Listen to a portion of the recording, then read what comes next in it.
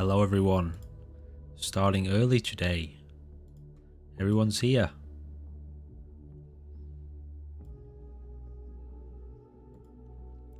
Noah, CJ, Michaela, if you're still here. How is everyone? A little bit of a different setup today. I've got my desk and my chair. I'm doing really good, thank you. It's nice and early. I'm up bright and early, which is a good sign. A good sign of feeling refreshed and alive. How are you doing, Michaela?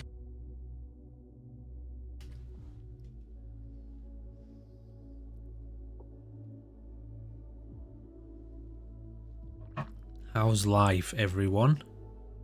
How's your little slice of life? Treating you good, I hope?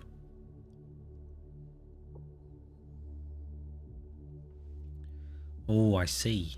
Lots of good vibes. That's good to hear, CJ. Not so good, Michaela. Making potato chips. Uh-huh. Hope it wasn't too bad.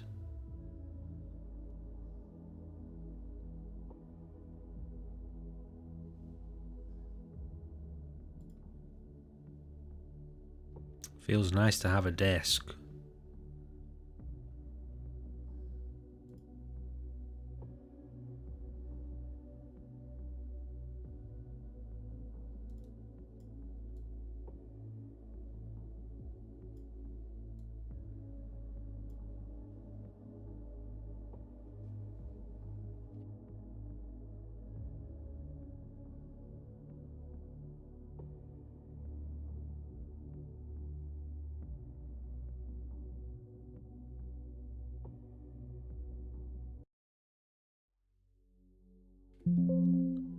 I see.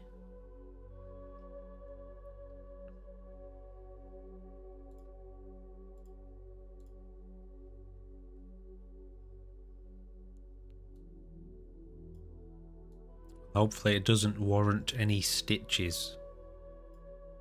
Let's try this song today.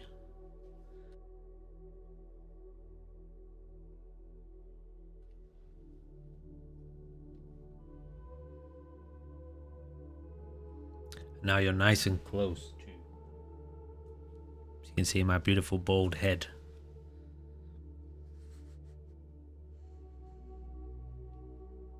So what's happening in the world of Twitch? Anything monumental? Important? With a desk you can take notes. Hello Michaela, oh, you're on YouTube. I think you're our first YouTube viewer.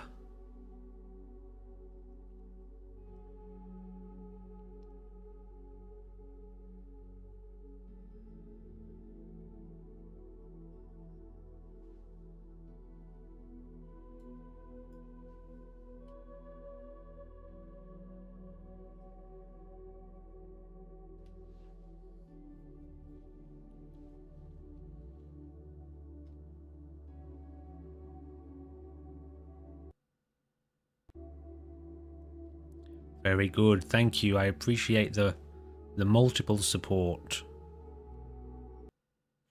What's going on with our music here today? I think I know what's going on. Ah, very nice, CJ. Being supportive of your friends is good, isn't it?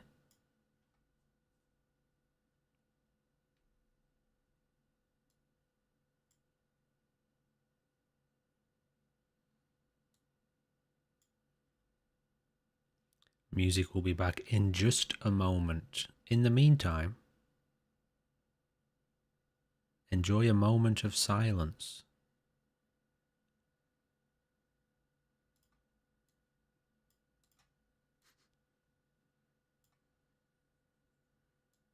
Let's try this one. I've got lots of different sounds, songs, and I haven't listened to most of them. You're allowed to multi-stream, but there's like a certain... Once you reach affiliate or partner, One of the two. One of the two you're not allowed to multi-stream with. They updated the terms a little while back.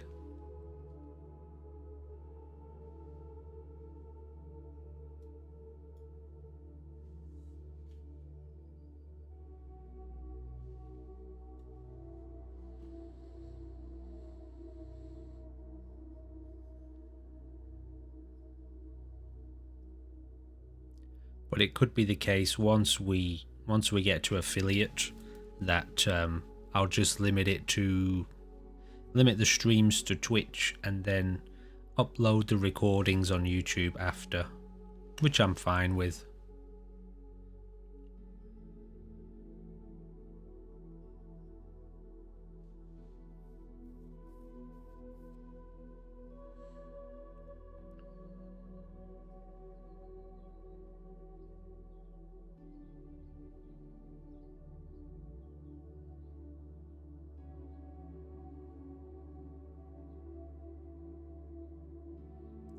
I hope everybody's relaxing, keeping calm, remembering the peace, and cultivating the peace.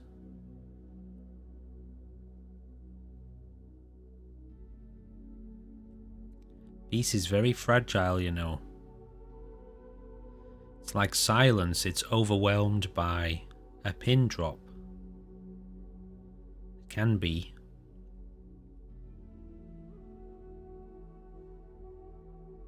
Hello, Fantasy Animal Vegan. How's it going?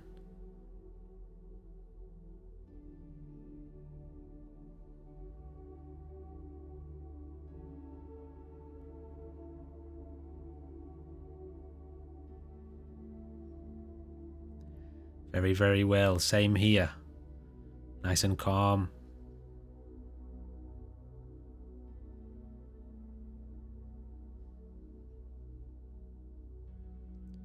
Just hanging out. Hanging out in the middle of nowhere. Yes, I got my desk back from my caravan.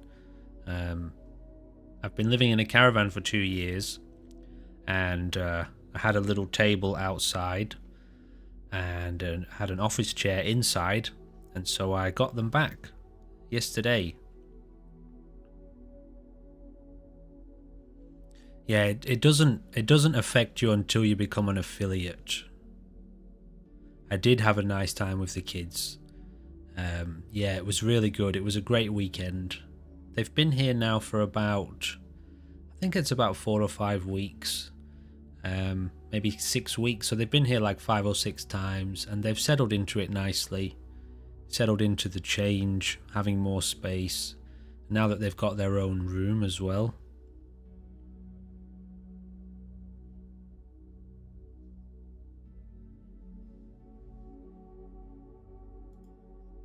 Yeah, it's been great.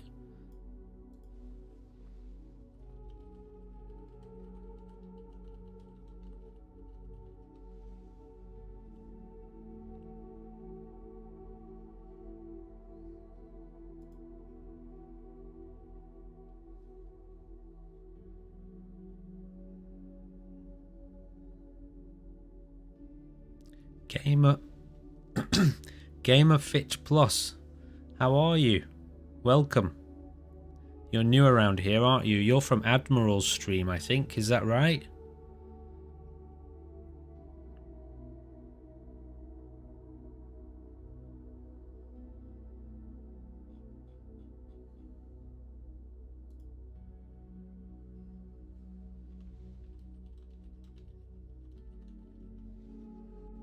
What's happening in the world?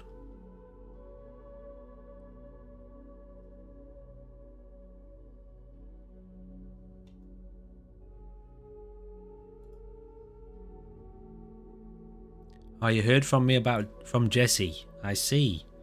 Jessie's nice, isn't she? Very friendly.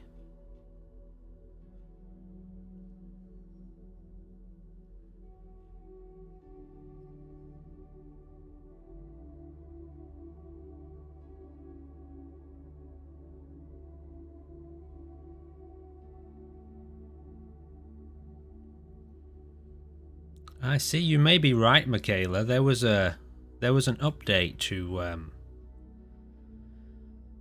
the terms and conditions a few months back where they opened it up to multi-streaming. But this article here from the 8th of June says they're ending it. So this could be a violation of their terms and conditions. So I guess I'll look into that after the stream. I'm doing great, gamer. Chilling out. It's early morning here. It's 8 AM. I've been up for, I think, about 3 or 4 hours, setting up the computer in the new space, and it should stay here for a little while. So yeah, I thought I'd check in on a Twitch stream. I think I did one. Did I do one yesterday? I can't remember. The last one I did, it was only for half an hour. It was very quiet, which is nice sometimes. It's nice to just sit and be quiet.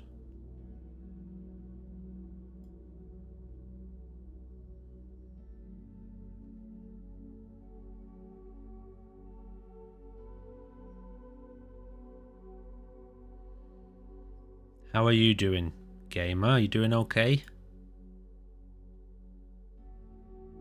Yeah, so I don't think you even, because we're multi-streaming here, I don't think... Oh, you watched that, did you? It was very quiet, wasn't it? It was nice. Stream on different platforms at different times. Yeah, so there was an update. I remember watching a video where they'd opened it up, and then they've obviously changed their mind. So I don't think they would even notice you until, I guess, you become an affiliate.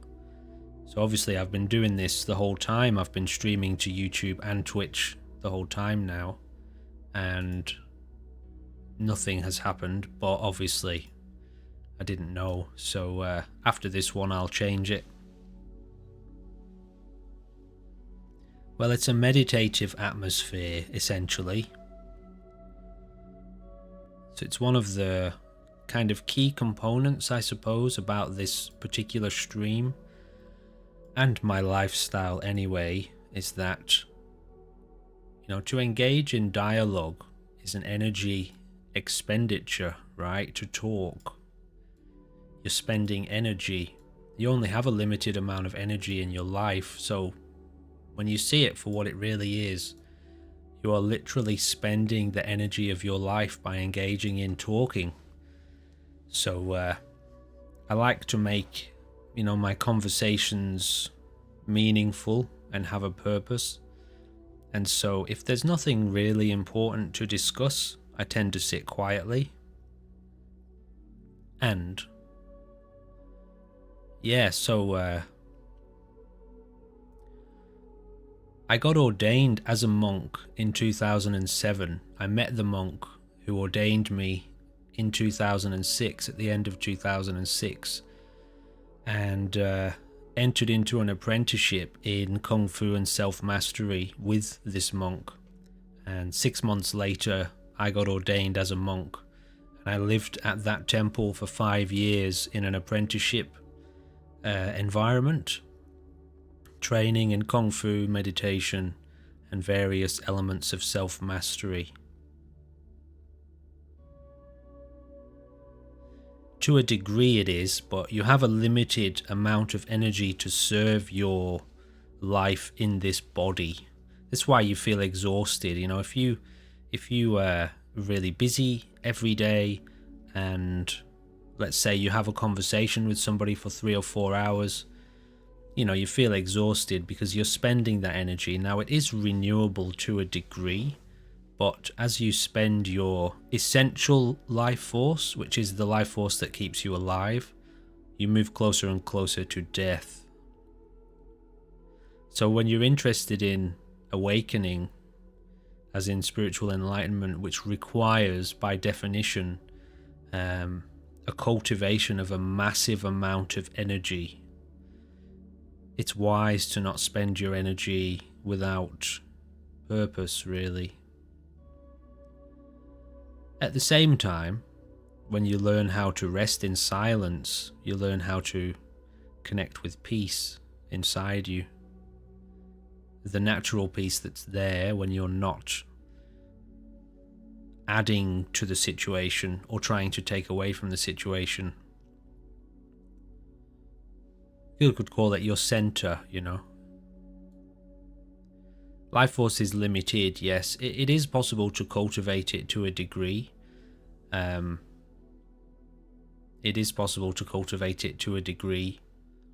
But yeah, you're spending your life force as you live. That's why you age and you move closer and closer to death as you live.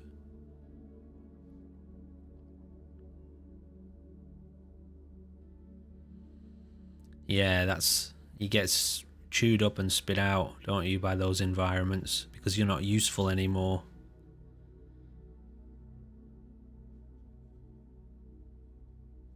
So the life force energy can be cultivated, but it requires intense focus, and it can't be extended indefinitely.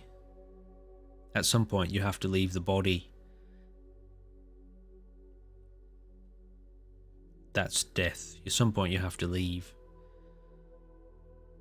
and then you get reintegrated back to the source, at which point all of your energy comes back, so you get that for the next life. Yep. Mental activity uses energy. Stress and worry is mental activity. Physical activity, mental activity, verbal activity.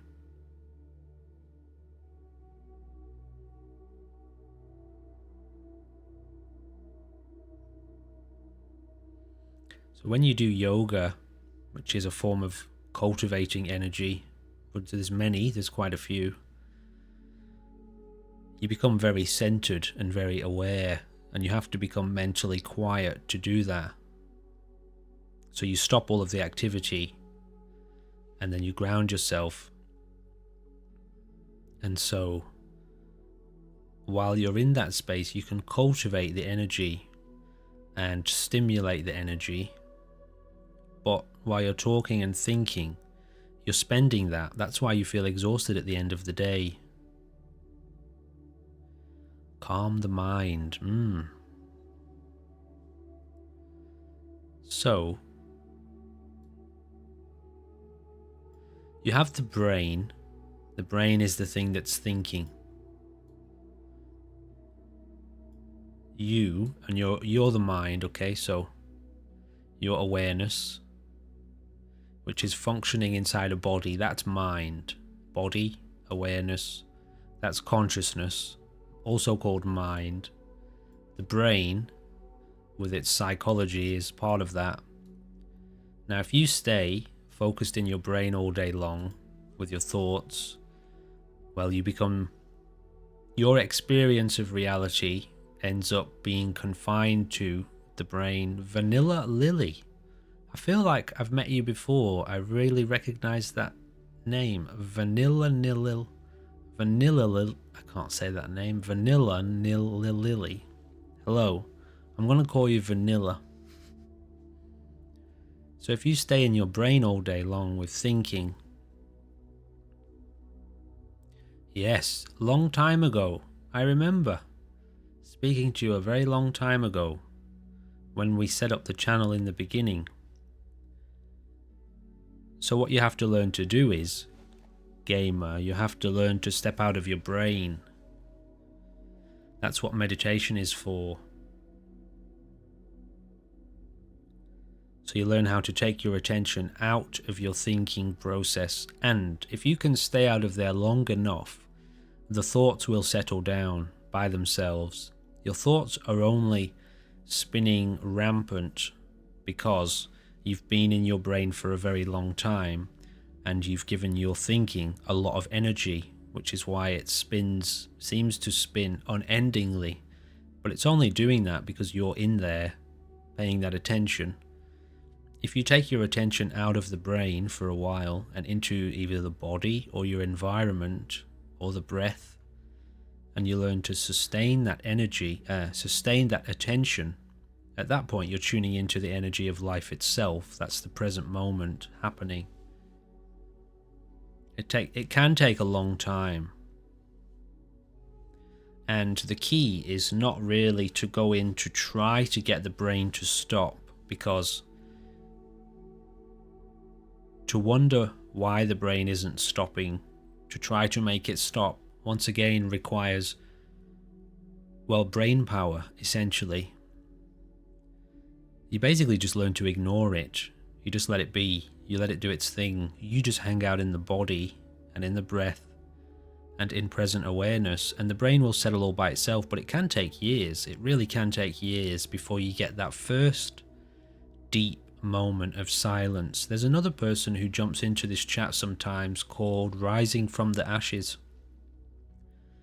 She's been training with me for 6 months, and it was only about a week and a half ago, that she had her first, let's just say, a kind of slightly mystical experience in meditation, whereby her brain had settled down long enough and she had become quiet enough internally to have a different kind of perception within herself, and all of a sudden she sees and experiences a different level of her consciousness. It took her 6 months, and she hasn't actually been practicing very, very intensely. She's been practicing pretty intensely, but she's about to move into a new environment, a little bit closer, a lot closer actually to me, and so she'll be forced into more of a conscious discipline where you pick up the practice of presence intentionally,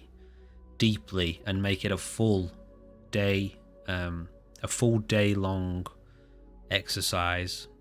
So what I'm getting at is, it takes a while. It often takes a while to settle the brain down. A process for meditating.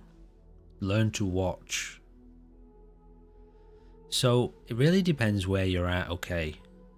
When you get introduced to meditation, you'll always be encouraged to try just watching to start with. Just watch. Watch what's happening in the present moment. Can you sit and pay attention to what's happening?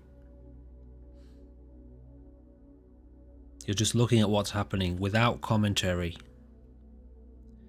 If you find that's really difficult because of a lack of focus, you can learn to watch the breath, focus on the breath, counting the breath. You could try a mantra, but you have to be able to remember that too. You have to be able to focus on a mantra, which is usually silent. You do it inside your head, and you speak, or you say, or you think inside your head a very specific word or sentence or saying. It could be anything really. It's really just there to get you to focus. But you've got to understand, especially if you're quite new to the practice, it's a training process. You won't be very good at it to start off with. You might not even be able to focus for 3 seconds before you get sidetracked by your thinking. So you learn to focus at the same time. Oh, and the training takes place over the course of many months, and you get better and better at it as you keep doing it. It's usually about 1 or 2 years into proper meditation practice that you're starting to get deep. Starting to. Now, can't remember what I was going to say then. Yeah, to get upset that it's not happening means you've fallen back into the thinking again. Presence can't get upset. It can't be disturbed. It's untouchable by your brain. Your brain can't reach presence. It can't touch it. So that means if you're thinking anything about what you're doing, you're not in the presence, you're in the brain. So you're back thinking again. Trying to make something happen is thinking. Expectation that something's supposed to be happening is thinking. And so you have to learn to abide in presence. But, and here's what I was going to say, some lifestyles aren't very conducive to this practice. For example, where you said, gamer, about the fact that you've been in those corporate environments for so long. You won't be allowed to be very still in that environment. Your job and your environment will demand your busyness. Got to keep up, got to hit those deadlines, got to be useful. So if you hand your brain over to a corporate environment or anything similar, something that wants you thinking all the time because it's using your brain as a resource, then you won't be allowed to settle. If you become quiet internally, you're not very useful.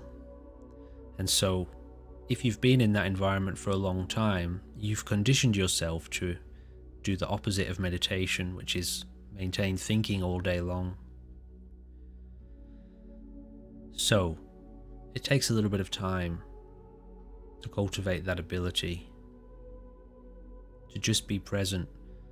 And again, if you're present long enough with what's happening, you tune in very deeply to the present moment, which is full of peace and joy and love and freedom.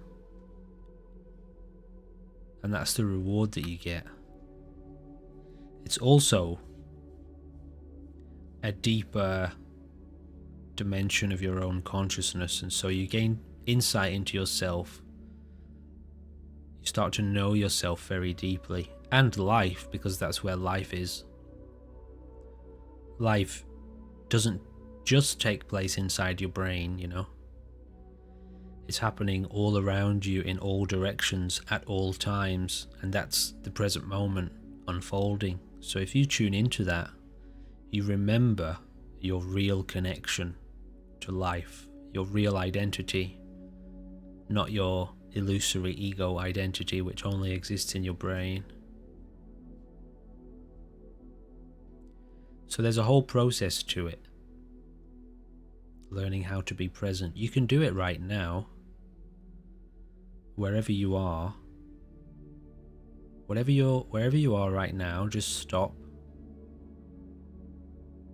Take a second to notice your body. Notice how your body feels without labeling. Don't judge it, don't criticize it, don't label it, don't analyze it. Just notice it. Notice how your body feels. Notice the breath rising and falling in the body. You can hear my words, but don't do anything about them. Don't have to respond, don't have to think about them. Just listen to the words being spoken. These words are being spoken right here, right now, in the present moment. This music that you can hear in the background is happening right now.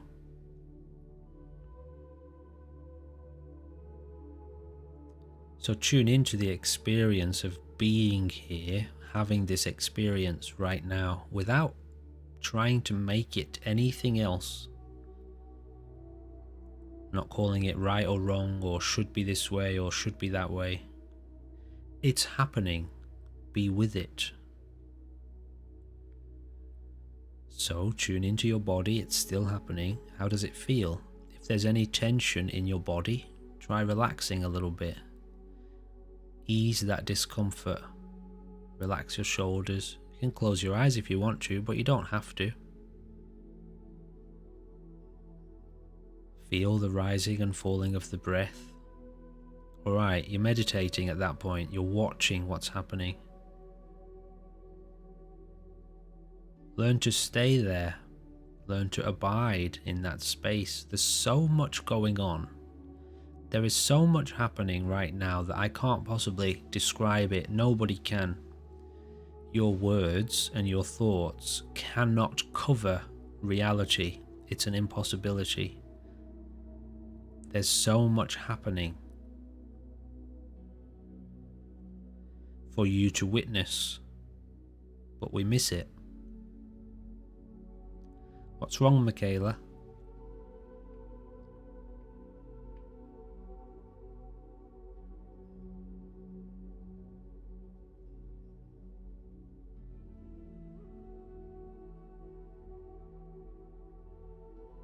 There's so much going on right now in your present experience for you to watch. You know, when you look out the window, or actually anywhere, when you look around your room, wherever you are, That's life happening right now, unfolding as we speak. Billions upon billions of years of evolution taking place right before your eyes. This is where it's up to. This moment in time. This is where life is right now. It's happening. Regardless of what you think, it's happening. So while you're watching that, you're literally on the same page as life itself. It's happening right now, appearing in the void, manifesting out of nowhere. So while you're with that, you're on the same page as life unfolding. It's as good as it gets.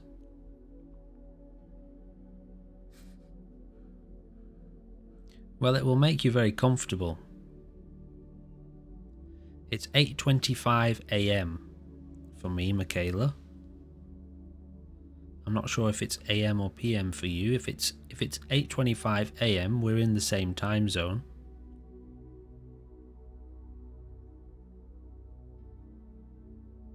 Rising from the ashes. We were just talking about you.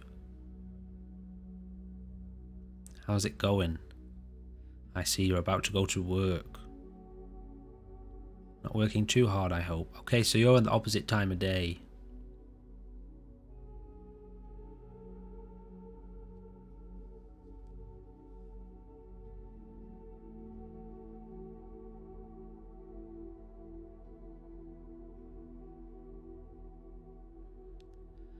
So meditation is all about maintaining the watcher. Watching, practicing presence. That's what we call it, practicing presence.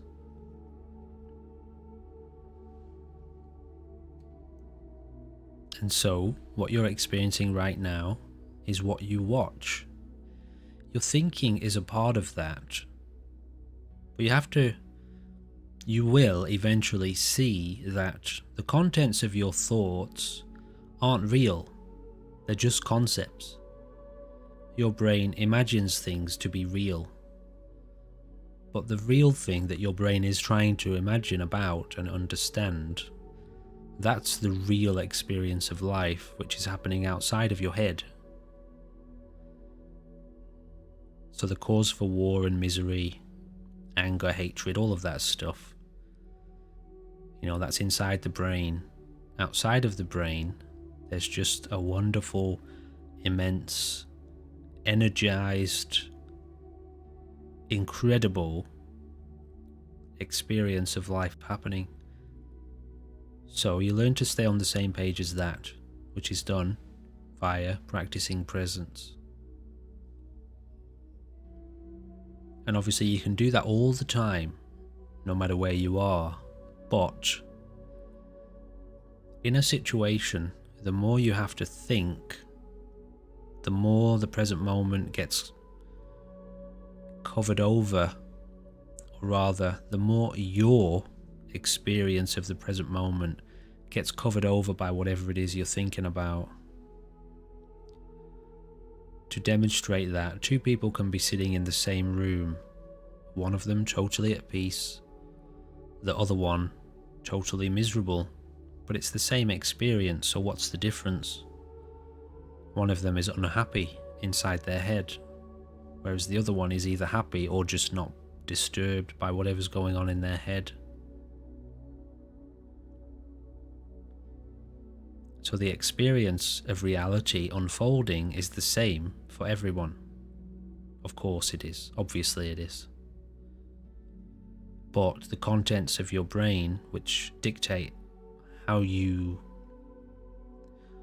you think about that experience, that's unique to everyone. Everyone has their own version of that. So essentially, to answer the question of what do you do, what's the technique, you learn to be totally present and to stay totally present, so that you're on the same page as life itself as it's happening.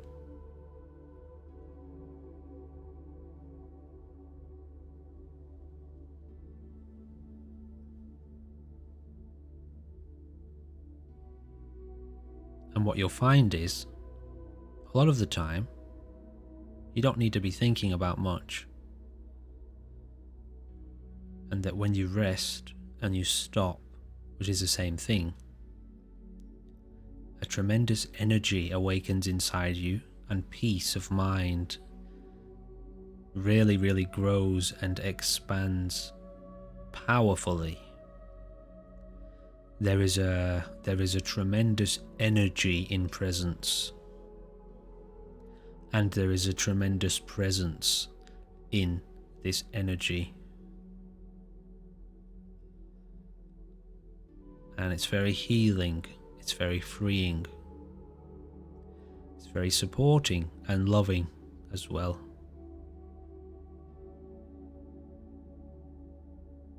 So absolutely, it's recommended to get in touch with that, make contact, and then maintain contact as best you can.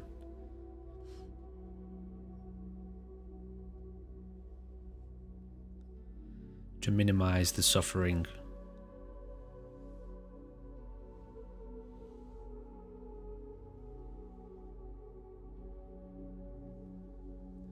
Time is weird, isn't it, Michaela?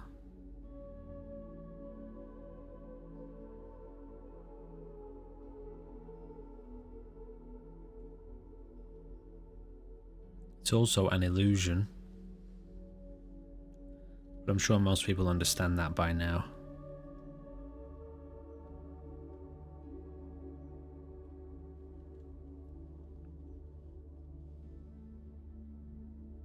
Yeah, that's all it is. If you've conditioned yourself to be hyper psychological, I don't know how old you are, but I said this to somebody the other day who's 29. You spent 29 years inside your head, inside your brain. You've conditioned your experience to stay locked in the brain. This person was 29, and so when they're 58, they're starting to practice now. When they're 58, it'll be 50-50. That's half your life you've spent outside of your head, and half your life you've spent inside of your head. So if you've got a lot of conditioning around it, by the way, you can speed that process up if you practice intense forms of yoga.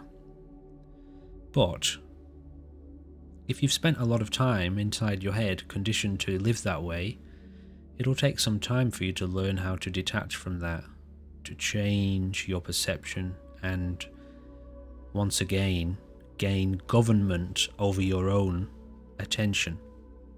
I may have said the same thing in two different ways then. To recondition your experience, you have to once again reclaim your attention and guide it consciously, and after a few years of doing that, you will be a different person. What you think about your life will be far beyond anything you have ever known about yourself. What you can see about life and you will be different to anything you've ever seen before, and from that your insight arises, as in your realizations about what's real and what's not, what is and what isn't happening, which is the same thing. So it just takes time. This sort of thing, you've got to be prepared for a long journey. That's what master's journey means. Masters do journey, and they have to journey, and this is a master's journey, as in going from one place to another, from ignorance to enlightenment, from no knowledge to knowledge, in a way, a different kind of knowledge, knowing the self.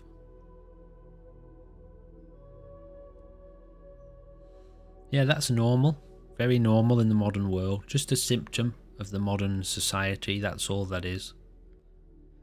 Nothing personal, we've all been there. It's just the way we are raised in society currently. And that's the formula, gamer. It really is that simple. You practice simply sitting and being. That's the early practice. If you had to sum up where you begin, stop. Make time in the day to just stop and be totally present with your experience. After a while, probably about a year or maybe 2, you'll be much better at carrying that presence with you as you walk around in the world. But in the beginning, you practice, you just stop, sit down, watch what's happening, and don't respond to anything. Don't feel like you have to do anything. Relax. And one of the first things you notice is, wow, I find it really hard to sit still. And there's something inside of me that's constantly trying to convince me to make something happen or do something or achieve something, or I feel guilty if I'm sitting still. And then you start to look into that. Well, what's that about? You sit down and all of a sudden guilt arises, out of nowhere? Why is that there? That's the last thing I experience when I sit down. But don't get me wrong, I've experienced a lot of pressure from other people who judge the practice of sitting still. How can you do that? There's so much work that needs to be done. You must contribute. No thanks. I'm alright sitting still. So, all I'm getting at is, there's a process. That's the journey part of this arrangement. You start out on day 1. On day 2, you'll be a little bit better. A little bit. On day 3, you'll be a little bit better than that. On day 4, you'll be a little bit better than that. But on day 4, you're already a lot better than you were on day 1. So where will you be in 6 months? But you've got to practice. That's discipline. So this channel, and I know this, I hope this and I know this channel will become a resource for the reminder of discipline. Not in the sense when you show up you're going to be told what to do or made to do it, obviously. But, if you want a little bit of support and help to help you remember, because it's bloody hard to remember to sit still. Sometimes it is anyway. It is in the beginning. Check in on the channel, have a little chat. I'll ask you how you're going. You can tell me, you don't have to tell me, but I'll give you a little reminder. Don't forget. Sit still. Try and do 5 minutes today. Just try and sit still for 5 minutes. You can't get it wrong. If you're sitting still, you're doing it. But it might feel like you're going a bit stir crazy, or you can't sit still mentally, and that's normal. In 6 months' time, that will have settled massively. Just ask Rising from the Ashes. 6 months is like a real breakthrough moment. That can be part of it, vanilla, yeah. Learning to become comfortable with what is uncomfortable.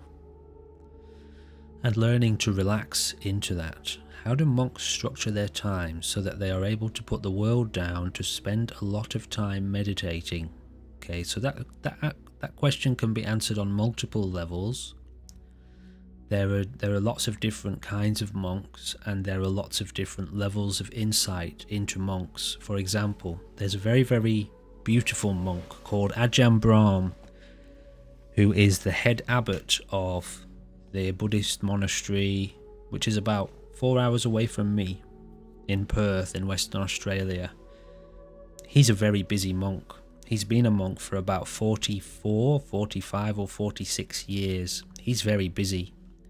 He travels around the world. He's always giving talks. He's always working. He's a hard worker.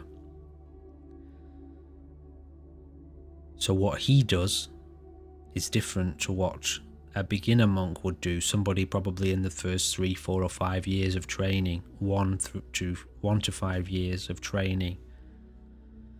Essentially what you do to start with is you learn to minimize and simplify your life. Minimize your needs. Minimize your desires. Minimize your wants for material gain and material profit. Simplify your life. Learn to live very simply.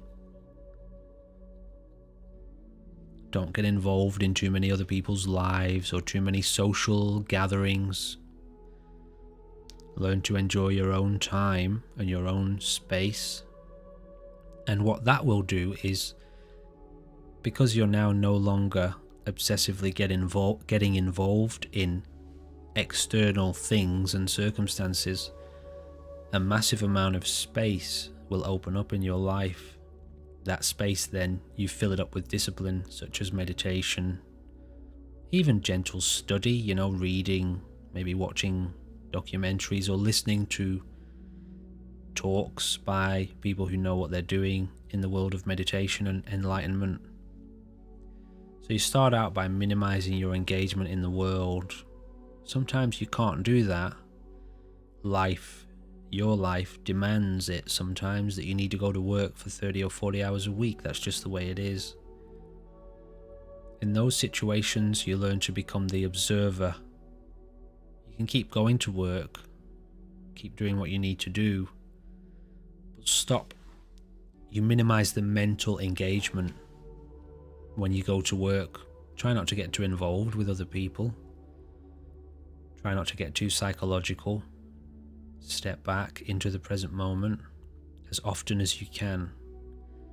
And then when you get your breaks and you get home, try to make time at home for your meditation. So there's different answers to that question, and it really depends on where the person is at. But people who are being introduced as monks in the early years of their training, they're told to put the world down. As you've said there, how do monks structure their time so they're able to put the world down? Very often, there's a work period, a busy period in the morning. You get up calm, you do your chores, your duties, whether that's shave your head, clean your environment a little bit. Then you'll probably do a little bit of meditation for half an hour or an hour. And then usually there's a work period. So you go and have breakfast, you eat. And then there's like 2 or 3 hours where work needs to be done. The grounds need to be maintained, whatever. Could be a number of things. The busy work. Then it's usually lunchtime after that. And usually after lunchtime there's a great deal of space before anything else needs to be done. That's your meditation time. In the evening, sometimes there's a talk or another meditation session. Again, it's different at different monasteries. Some monasteries don't have group meditations. Everything is done alone. Other monasteries have group meditations that are optional. You can come to it, but you don't have to. Other monasteries have mandatory sessions. The monks are still practicing being present. Again, it's human beings, so you might look at one monk who's totally absorbed in silence. And then you might look at another monk or a couple of monks who are kind of chatting as they work. They'll tend to be chatting most likely about the teachings or something. Not always. Sometimes they're talking about something interesting that they've learned recently. It could even be something about what's going on in the world. But the majority of the time, the monk is a monk because he wants his mind and his life to revolve around spiritual awakening of some sort. And so he tends to be a little bit more focused than a regular person.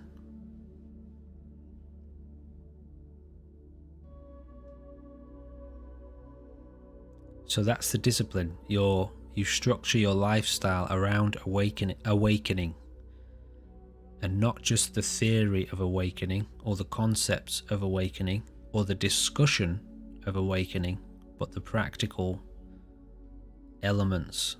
There's lots of books, Noah. Lots and lots of books. If you want a really beautiful introduction to real cultivation. That means the kind of cultivation that really generates awakening experience.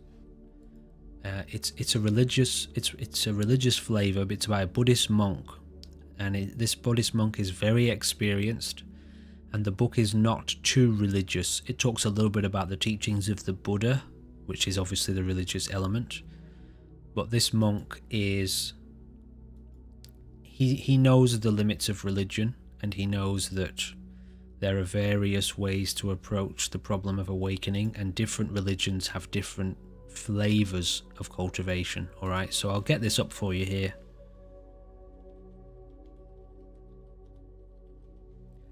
This is one of the most beautiful and powerful examples of a book which is very, very deep for lay people, which means not monks. But it's not too deep that it's impossible to understand. It's really the perfect balance, actually.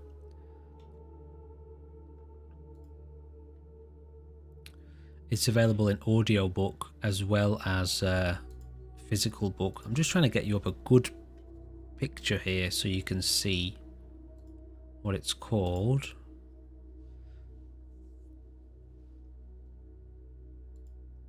Here we go. Let me give you this. It's possibly a little bit hard to see. So this is Ajahn Brahm. He's the Buddhist monk here. I lived with this guy for about it's about 6 months, a few years ago, about 3 years ago. He wanted me to become a Buddhist monk, but the religious elements of the lifestyle didn't suit me. I'm more aligned with the mystical elements of practice, which a lot of religious monks find hard to connect with. Not all of them. So anyway, that's the monk, and this is the book. I don't know how I'm going to get to show it. Here we go.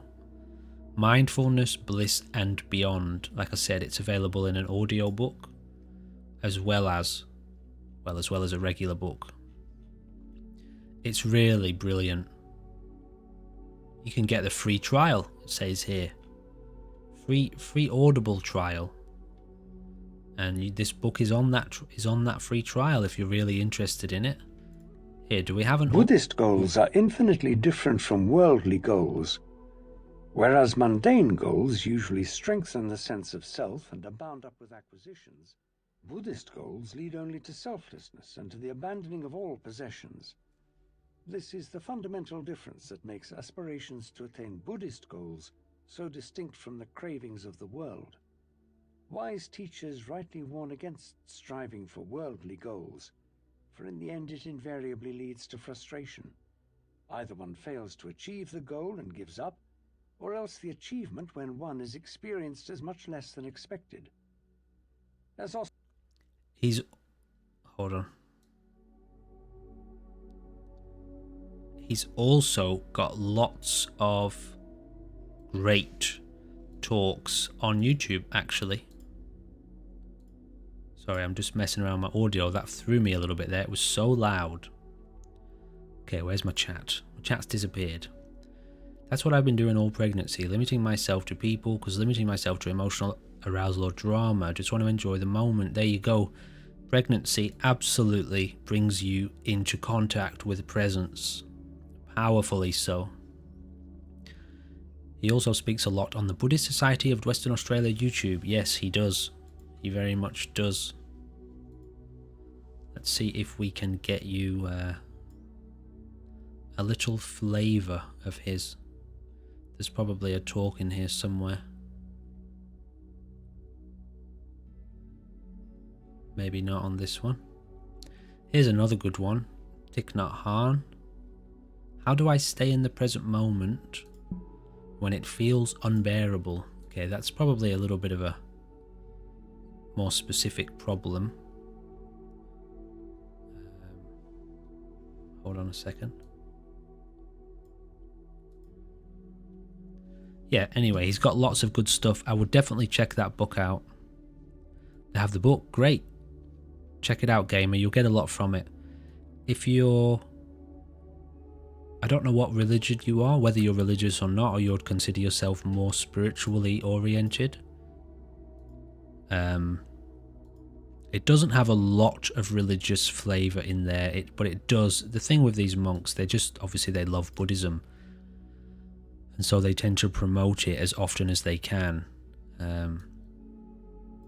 So you kind of look past that and you go into the cultivation of the discipline of meditation, and that is a real and rare teaching. He's talking about the jhanas, which is, the Buddha taught that there are levels of realization or levels of attainment for meditators. So, you learn to meditate, you go into the first level or the first jhana, and then he explained a little bit about what that was, and then the second jhana, and you're wanting to get all the way through them to the full release of the mind, which is enlightenment. A lot of people don't know this about meditation. They don't know that it's a practice for complete and total enlightenment, and that there's a real process to it. It's a science. It's not done just to settle anxiety, or I don't know why people meditate. I don't know. I've only ever meditated for enlightenment. I know people do it to settle anxiety, but that's like using a katana blade, like a razor sharp samurai sword, to eat a steak. Okay, you can do that, and it will cut the steak really well, but there's a lot more you could do with it, But anyway, that's not knocking. People do it for anxiety, that's great, but I just think a lot of people don't know that it's not for that. It's in its purpose. The purpose of meditation, the real function of it, as in the complete function of meditation, is for spiritual enlightenment, for realizing enlightenment. So are you checking out my YouTube? Yeah, there's quite a few on there. We've got a lot of the talks that we've done. They're all here. Some of the live streams are. In fact, this live stream's going out right now. That'll probably change if there is an issue with multi-streaming, which I was unaware of before now. But usually every couple of days I will go through the recording, which I have here. It's recording as we live stream. And so I will just review some of it, and if there's any kind of maybe important points in there, I'll make a little clip of it, 4 minutes this one, 7 minutes here. This one, Presence and Healing, hasn't been released yet. That comes out in 3 days. This one came out today, Maintaining Contact with the Now. Anyway, you can always go back and review them if you want to, should you be so inclined to do that.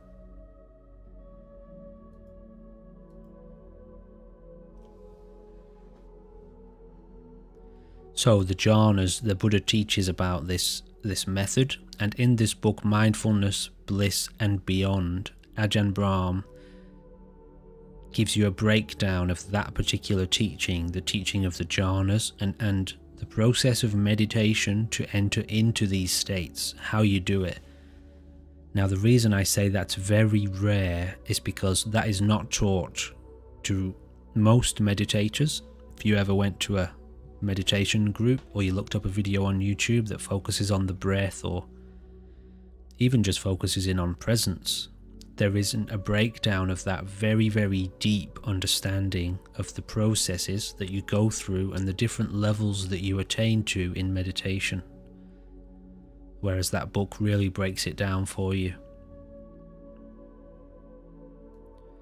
My teacher explained it to me in the way that you don't actually need to know the different levels. All you need to know is that the end goal is total unity with the source of life itself. Total oneness with whatever God is, whatever that is. unity with that, realizing oneness with the source of all life. And if you know how to maintain powerful presence and you can maintain that, that one practice will take you all the way through these various levels, and that's all you need to know. Then you got to do it. Self-love's a good one. That was rising from the ashes, that, you know. She doesn't mind knowing that. She doesn't mind people knowing that. She wants to promote and support this. So in that video is myself and Rising from the Ashes, who's here. I don't know if she's here now. She might have gone to work. But it's a very good talk on how to cultivate self-love. Yeah, here she is. She's been working on this for about 6 months. And she's doing great, having lots of breakthroughs, lots of realizations. She's going to set herself up with a channel very soon. Probably sometime in the next month. And no doubt you'll get a little bit of an insight into her journey. The channel at the moment is called Life on Retreat, or Living on Retreat. I think it's called Life on Retreat. If she wants to, I think she's here. I tell you what, I'll do it because I think I might have permission to do it. I'll put a link to her channel so you can subscribe to that too if you want.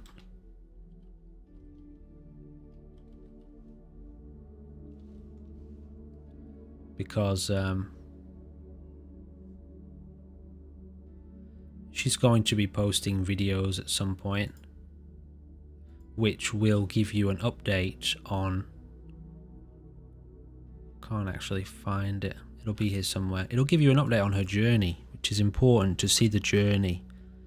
When you see other people's journey, it gives you inspiration to know that it's okay not to have all your shit together all the time. Because wherever you're at now, as long as you stick with the process, in 6 months that you won't be the same. You'll be way more evolved, way more skillful, way more powerful, way more peaceful. Yeah, because she doesn't have many subscribers, her channel isn't really coming up in search results. So if you're here and you want to put a link in the description, Welcome Gamer Fit Plus. I think that's on the YouTube side of it when it drops down here in the bottom left.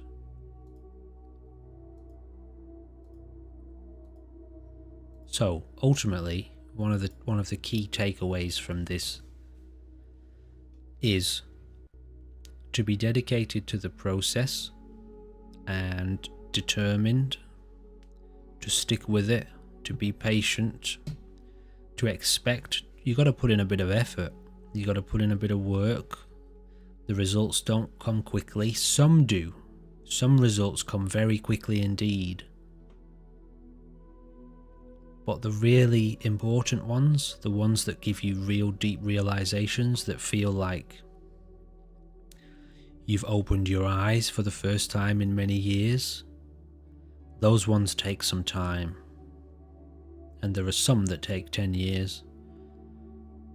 So you just got to be prepared to stick with the process and be patient. Don't expect to get there too quickly because you'll lose momentum. Start to get hard on yourself, which isn't really helpful.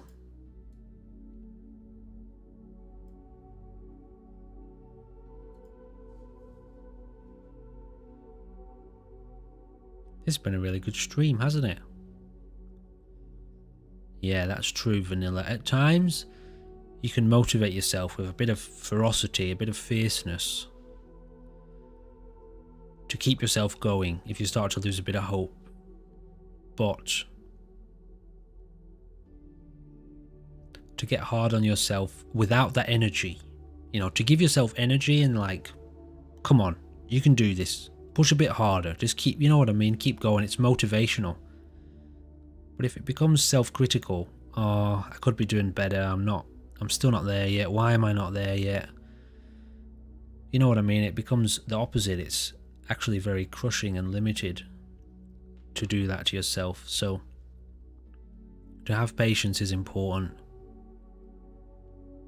Exactly, very, very true. All change meets resistance, whether it's internally or externally. So you got to be dedicated, you got to be determined, and gentle. Gentle development. It's the best way to do it. Too intense causes trauma. Too much intensity causes trauma for yourself and others. If your change is too quick and too intense, people around you freak out. You can freak out too. But if it's gentle and patient, it gives time, it gives people time, and it gives yourself time to adapt.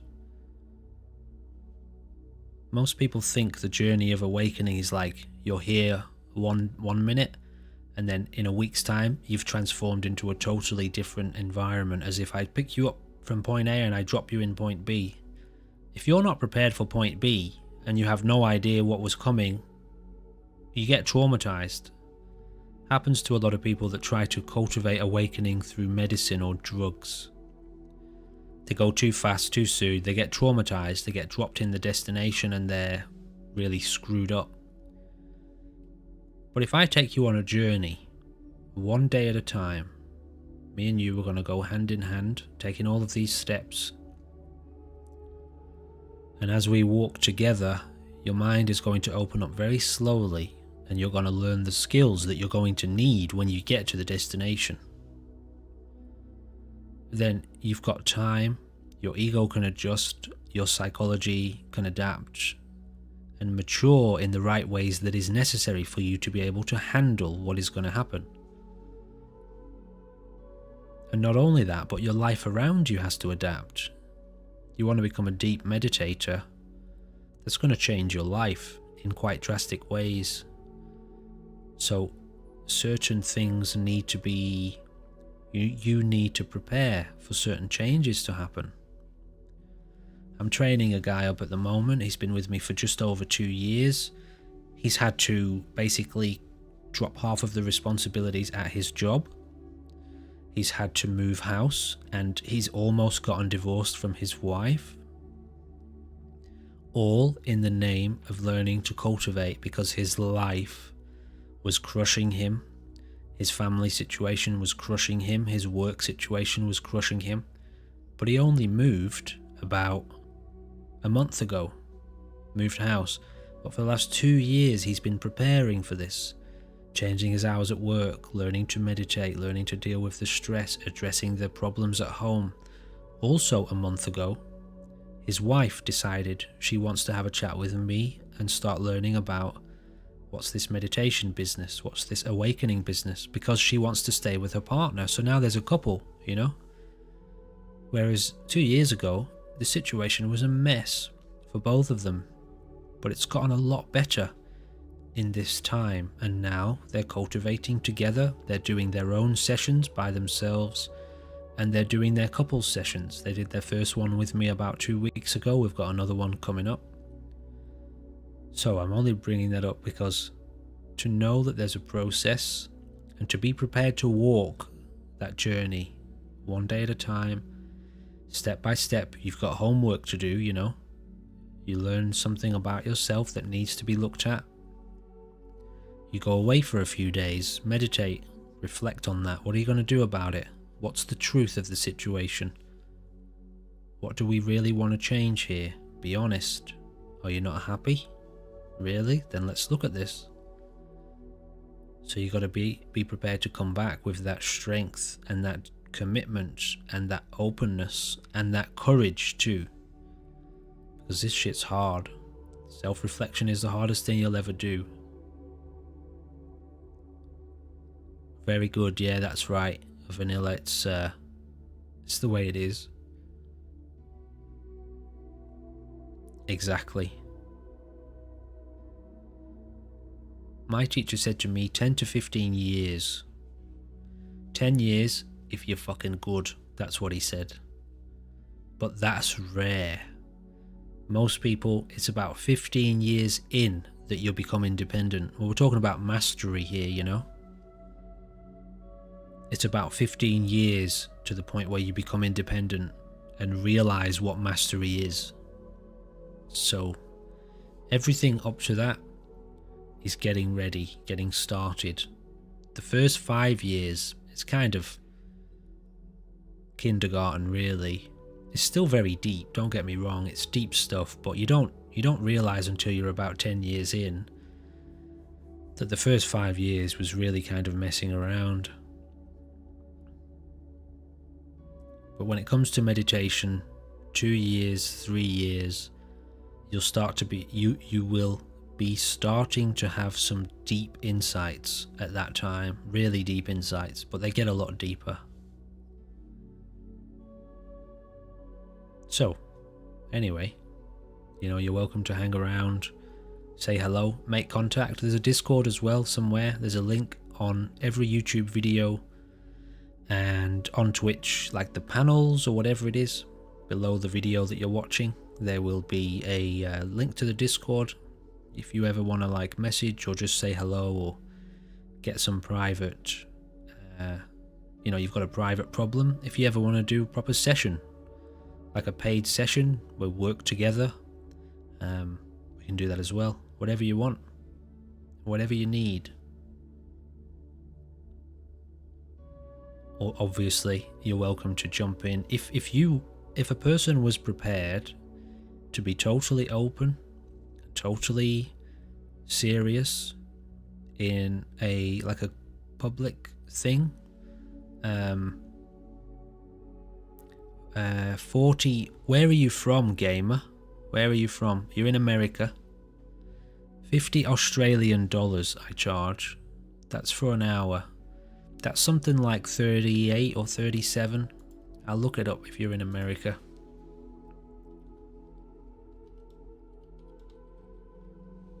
$33 US. $33.52 as we stand now. So anyway, $50 an hour it is for that. If you, for example, wanted to do 2 months or 3 months and book it in regularly, like same time each week, we're going to get together on this, then I would work out a long-term package, which would mean it would be cheaper. But if you just do the odd one here and there, you just pay by the session, use PayPal, whatever. What I was going to say is, if somebody didn't care and wanted to do it publicly on stream, we can do that as well, but you've got to understand, it's tough, some stuff can get quite emotional and you got to be honest. We need to dive into certain elements of psychology and your past and your upbringing, and sometimes anyway, especially if you've got trauma, just to help you get a bit of an insight into it, and that can be tough. So anyway, the options are there. You can always do whatever you want, or just ask your questions in the stream. If you wanted to do a voice chat one day in the stream, we could do that too. So the normal sessions take place face to face through Discord camera, so we both have a webcam up, and yeah, that's right. So here's the thing, I'll just finish saying, yeah, you have a camera on if you want to, you don't have to, but I would have my camera up like this so we could see me while we talk. You could just do an audio, like a phone call, if you wanted to. So here's the thing, this is the mystical mental health element of what this is. You have psychological conditioning, which was given to you by the world, which is full of trauma.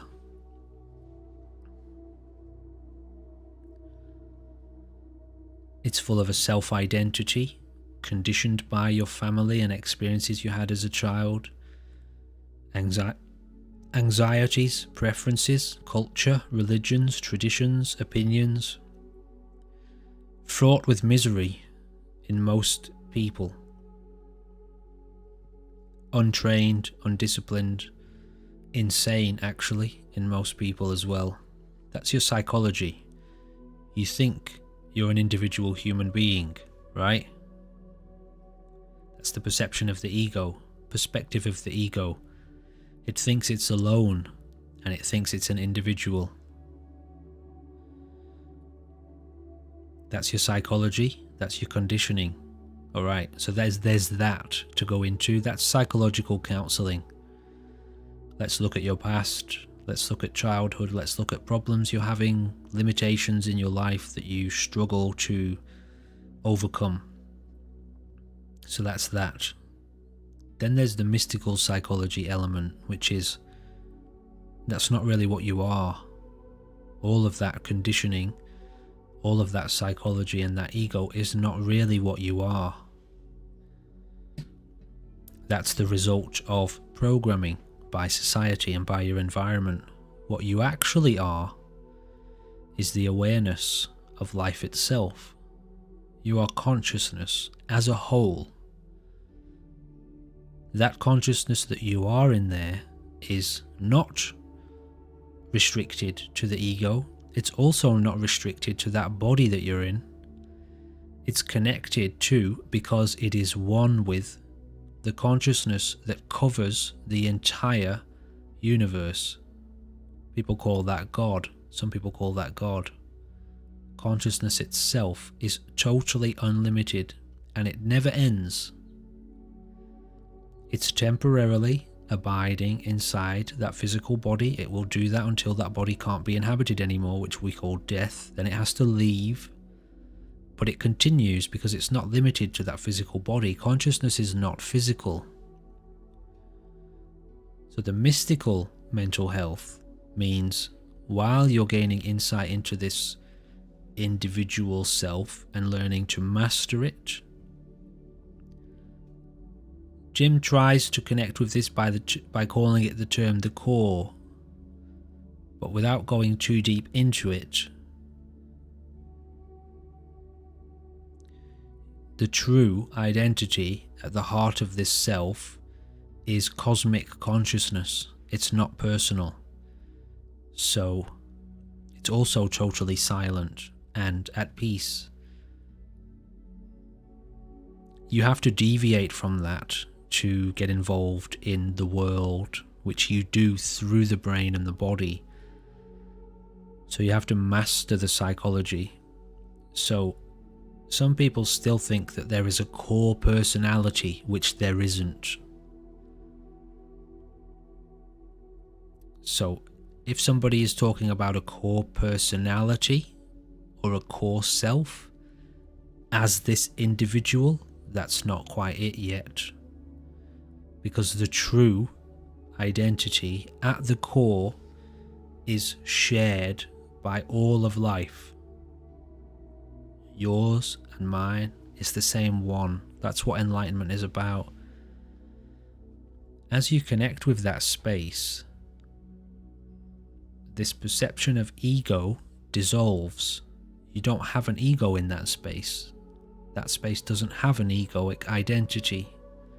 That's why it's free from that misery. The ego can't reach there. The ego only exists inside the brain. So it's a bit hard to get your head around. But what I'm trying to get at is the way we approach this problem of training and cultivation is you start to gain insight into the psychology, master your psychology, learn about your conditioning, reprogram the conditioning, make your body do what you want it to do, make your brain do what you want it to do, start to live the kind of life you really want to live, which you usually have to get past lots of limiting beliefs and limitations first. That's like counseling the trauma, addressing the trauma of the conditioning. While we do that, you're learning how to meditate, which means you're tapping into the energy of life, which is where your true identity is, your love, your freedom, your awakening. So it's like taking care of your psychology in the short term, while in the long term we awaken reality inside you. And that's the mystical mental health. That's what that means. You can't just address the psychology, because the psychology is always subject to stress and it's conditioned, that means what are you going to do when that body's dying? You might have built up the most friendly, happy, motivated psychology in the world, but what are you going to do when the brain is rotting and the body is dying because the body's too old? All of the knowledge that you've built up to help you, you can't take it with you because the brain forgets everything as you die. So you can't just do that. You have to tap into something that's much deeper than the psychology, which is consciousness itself. Now, the tricky thing about that is it's invisible and it's immaterial, it's non-physical. So what that requires is a subjective exploration of your own consciousness. You have to learn to meditate and look into your own consciousness. There's no other way to do it. You cannot be told what that is. Well, you can be told what it is, but that's not going to change anything for you. I can describe what it's like to eat a meal, but if you're starving, what good is that? I can tell you how good it is. I could be eating the meal, but you're dying of starvation, so that's no good. Being told what it is not good enough. That's good for the psychology, can maybe inspire you a bit, but I need to teach you how to eat. You need to show yourself how to eat. So, we address the psychology, but we also address the spirit, mind, which, by the way, is what all religion is trying to do for people. Religion is trying to bring people to a God, a source, a causal principle of life. So mysticism is about finding that connection for yourself, where you don't need to be told anymore what God is. You don't need to read a book to be told what it is, because you went in and found the source yourself. So it's a very different approach to what most people do when it comes to psychology.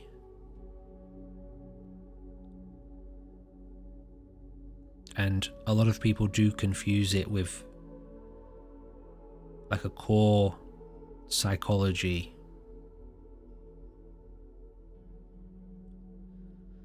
At your core, there is only present awareness, and that's empty. It doesn't grasp at anything. It doesn't fear anything. It doesn't want anything.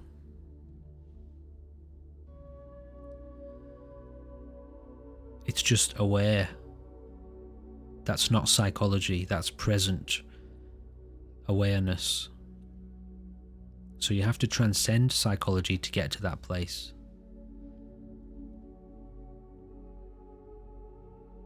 But if you learn to live there, your psychology will be happy to just stay out of the way most of the time. You don't really need it very much. It's one of the things that you realize after a while. I know I'm going on a little bit of a tangent here, but it's relevant. One of the things you realize after a while is there's not really very much to understand. Life is happening, and you can hang out with that if you want to, and you don't really need to understand very much about that. You just do it. And while you're there, you don't have any problems, so there's not much to think about.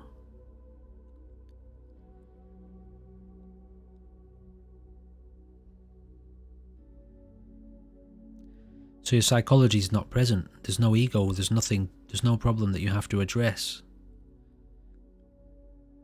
There's no trauma. The present moment is not traumatized. It cannot be traumatized. Only a self-identity, an apparent individual, can be traumatized. Me. My memories, my sense of self. So if that's not there, there's no trauma to fix. But when you're deeply invested in that self-identity, it feels like something's wrong, or that there's something missing, and so It really feels like you need to fix something or you need to find something. So for that part of you, while you learn to see that for what it is, okay, let's give you something to fix.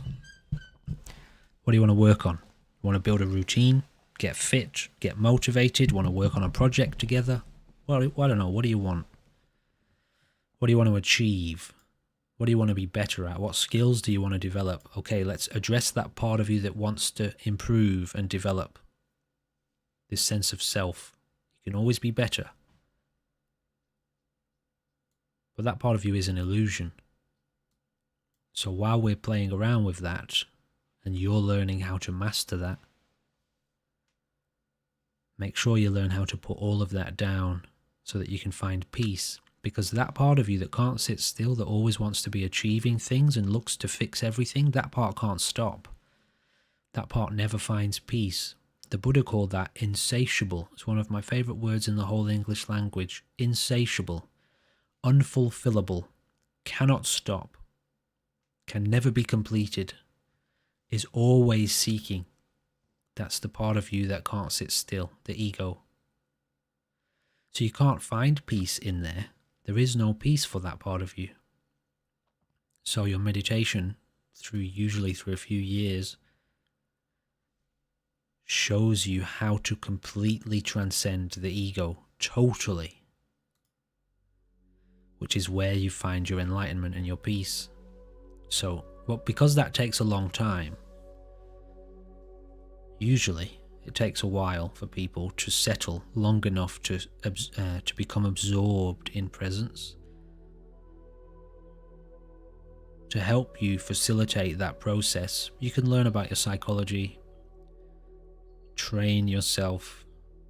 We can have projects together, you can do whatever you want. That's your right. And so you do them both hand in hand. Master the ego while making contact with the spirit. Spirit is very subtle. It's very hard to detect because it's very quiet and it's very calm. And you have to be very quiet and calm to make contact with it. But the ego is the opposite.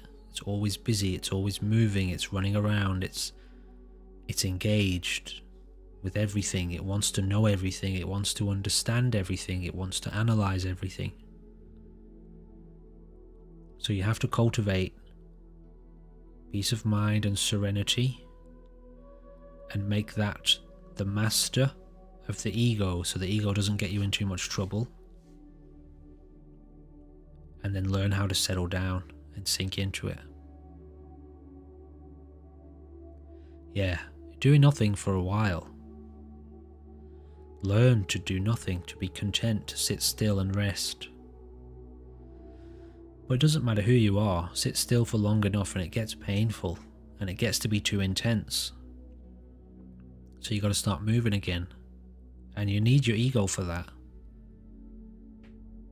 Guide your life forward in whatever direction you want. Exactly. Make serenity your foundation. And build your projects without too much attachment. It's supposed to be fun. And exciting and energizing for you to do that. That's humanity, living as a human being. Okay. Ladies and gentlemen, I'm going to call it a day for this stream.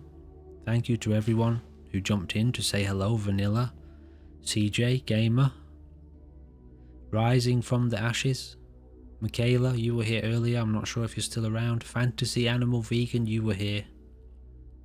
Everyone was here, lots of people were here today. It's been very nice talking to you. If all goes well, actually no, it's Friday. Is it? It is. I have my kids over the weekend again, but I will be back sometime next week. Keep an eye out on the YouTube side of things or the Discord side of things. I do put out notifications on Discord every time a video gets uploaded or every time we go live as well. So if you've got the notifications set, I hope they don't disturb you too much, but you'll be notified when I go live and you're always welcome to jump in and have a chat. If there's anything you need in private, just send me a message in Discord and I don't know, we can see if there's anything I can do for you. In the meantime, stay safe, stay sane, as best you can. It's pretty tricky in the modern world, that, isn't it? But just do your best. And I'll see you for a Journeys update in a few days' time. Alright? Have fun, guys. Look after yourself, look after each other. See you soon.